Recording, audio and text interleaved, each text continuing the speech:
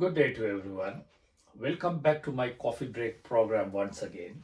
Today we are going to discuss about Kawasaki disease. Before we start the lecture, if you have not subscribed to my coffee break program, please subscribe, put a thumb, put a comment and hit the bell icon so that you will be able to get my lectures as soon as when I upload them. And usually I upload at least one medical lecture every week. Let's discuss about Kawasaki disease. Kawasaki disease is a medium vessel vasculitis which is very common in children below the age of 5. Kawasaki disease is a medium vessel vasculitis and this is the second commonest vasculitis in children. The commonest vasculitis in children is Hernosheim porphyra, which is an IgA immune complex vasculitis, and the second commonest vasculitis in children is Kawasaki disease. But remember, even though it is the second commonest vasculitis, this is the most dangerous vasculitis in children. Kawasaki disease is seen in children below the age of 5 years, mostly in Asian origin. Japanese children to Caucasian children's ratio of incidence is 10:1. So more common in Asian population, and the peak incidence of this disease is mostly in 9 to 11 months of age. So Kawasaki affects the medium-sized vessels, medium-sized blood vessels, especially the coronary artery blood vessels.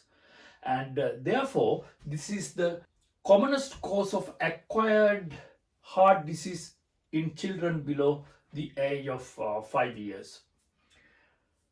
What happens is when the vascular endothelium is affected, the endothelium get thinned and it tends to produce aneurysms of the coronary arteries and necrotizing lesions, and therefore it can lead to myocardial infarction, it can lead to arrhythmia, it can lead to heart failure, and it can lead to medium vessel aneurysms anywhere in the body.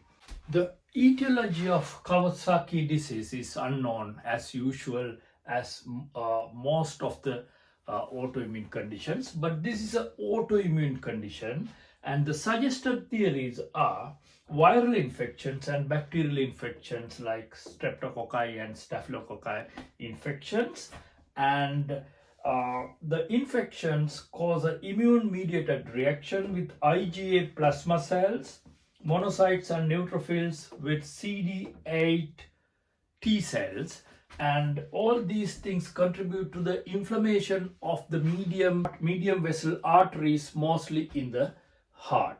What are the signs and symptoms of Kawasaki disease?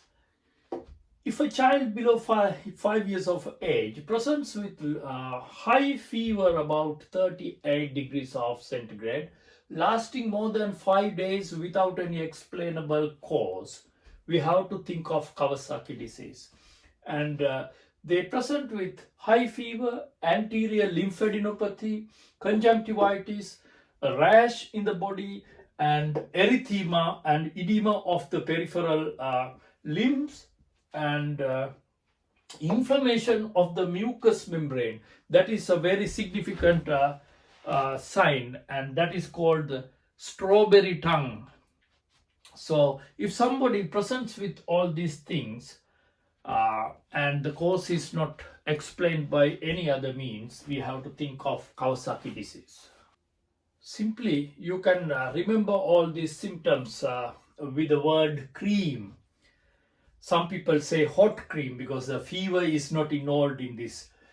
C is conjunctivitis. Usually in the corners of the eyes, the middle is spared, conjunctivitis, and a rash over the body, and erythema and edema of the peripheral limbs, and adenopathy, that is lymphadenopathy, and M, mucous membrane involvement, especially strawberry tongue involvements. So it is easy to remember in this way. And usually this Kawasaki disease is self-limiting within 10 to 12 days. But if not treated, high possibility of getting into cardiovascular complications, and even with treatment, 5% of them can present with cardiovascular complications. So it is very important to identify and treat early. And the treatment is with IV immunoglobulin, intravenous immunoglobulin, and aspirin also can be used for 4 to 6 weeks for treatment. Thank you very much for listening to my coffee break program, and hope that you understood the concept of Kawasaki disease by today's lecture.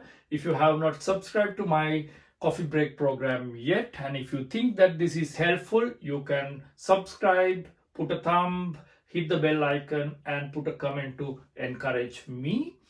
And let's meet again with another medical lecture in 1 week time. Until then, goodbye.